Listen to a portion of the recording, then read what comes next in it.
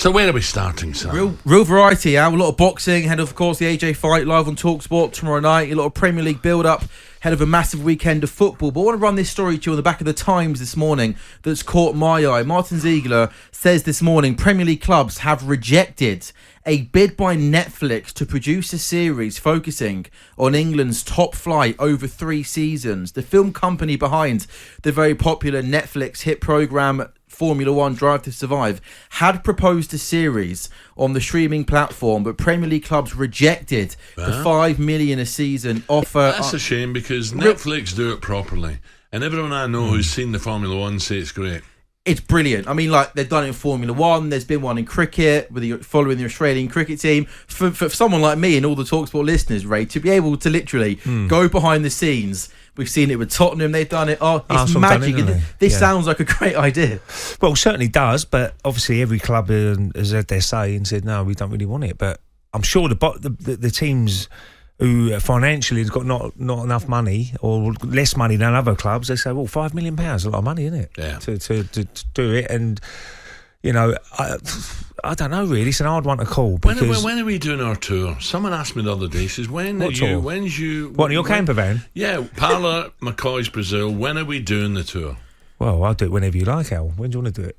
Well, we go today if you want. You're always on holiday. we go later today. if you're not in Portugal, Dubai, or down the road, Junior Chalmers over there. He's going back to skiing. No, I know. He's going Marbella next week. Can I not come? No. Why?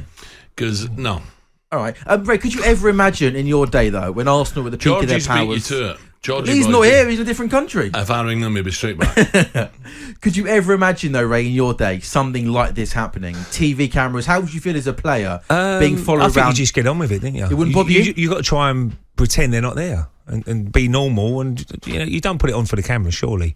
But that's when they get the best footage, if you like. I mean, I don't think they can put everything in there. No, they've always got to edit. They've got to edit it because there'd be stuff that they're bringing. Well, we better not put that in. That's going to cause a few problems, or for the club, or whatever. Because, as I said before, being in a dressing room area, it's like being on a building site.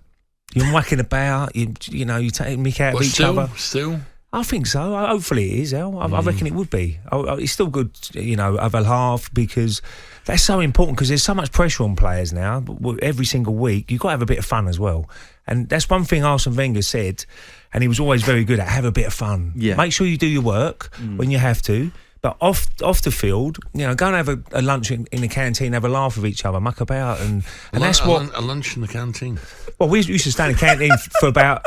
That sounds great fun. We used to stay in there for about an hour after training. Have a laugh. That's what it's all about. Learning people's characters. Near the training ground? Well, I don't think Wenger would like that. We were going down the pub and doing it, and it was a totally different scenario there now. It's not like the early 90s. We would have been straight in the pub. What was that canteen and Hornchurch? The Checkers, wasn't it?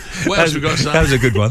Here's one for you, Al. I know you've been quite vocal on Mauricio Pochettino, and you went out for lunch with him, didn't you, a couple of days ago? Maybe he could be the next Tottenham manager. But the Sun this morning, Al, Ken Lawrence says Vincent Kompany has emerged as the leading contender to be the next Spurs manager. He looks set to leading Burnley back to the Premier League. Never mind Ken Lawrence. Let's rewind about 4 weeks ago. I told you that live on radio. He turned it down. Vincent Kompany turned it down. That's your understanding. Ken Lawrence in the Sun this morning says he understands Kompany would be interested in the Spurs job, and he's impressed Tottenham Daniel Levy with their attractive style of play. He's got to be careful there, but you're saying how not happening, he doesn't want it. It was weeks ago. Sorry, Ken. I like Ken, but weeks ago I was told that. What do you reckon, Ray, off that? Is he ready, do you think, for the job? You've got to be careful jumping jobs quickly. I think he's doing a brilliant job at Burnley. We all know they're going to be promoted this year into the Premier League.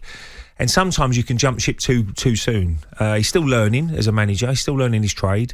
I know it's very difficult at times to turn jobs down now, isn't it? Maybe sitting tight for the City job. Yeah, good shout. I think that could be the better shout. I think that'd be perfect, because how long's Pep going to be at City? We don't know. And he could just be learning the trade, just the right timing for when Pep does call it a day, that Vincent could come straight back into City, and he's a City legend anyway, so that makes sense to me. Sam, give me one more before we break. Yeah, one more. I mean, a lot of papers are sort of really doing double page spreads, trying to break down the relegation battle and trying to work out who on earth's going down. Incredible. Impossible. 4 points separate 20th to 12th. Fiercest relegation dogfight ever, say the Mail. Big spending means the quality in the league's lower half is higher than ever. And that's probably true, isn't it, Al? Like, you look at teams like West Ham, Leicester and Wolves in particular in that bottom half. On paper, they've Goal got difference could come down top to players, haven't they? But can you boys try and pluck 3 teams out of thin air? I was looking for my tables, but Harry done them, so I'm taking no notice of them. To be honest. I think they're last year's. As I said before, the last game of the season, Sam, I've looked into this a little bit, and 6 of the clubs play each other at the bottom at the moment. At the last game of the season, so it could be a scenario where there's a goal at Forest, and that could be pushing them outside. There's another big one, West Ham Southampton. Oh, that's massive. West Sunday. Ham. I said yesterday, Ray, to Al, from now to the end of the season, there's 23 6-pointers. 23 games of teams in that bottom 8 up against each other. Old cliche, every game's a cup final now. And that is literally and that is never top been and bottom. so true. Yeah. You know, Man City is Palace, Leicester. You got the top 4, Brighton. Every game for Brighton, they've got an opportunity maybe to push into the top 4. Wolves. Yeah, there's 3 6-pointers just this weekend in that bottom half.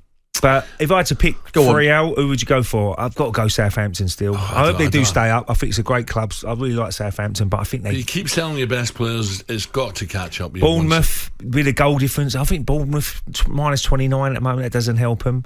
And I think Forest. I really do. Well. Forest.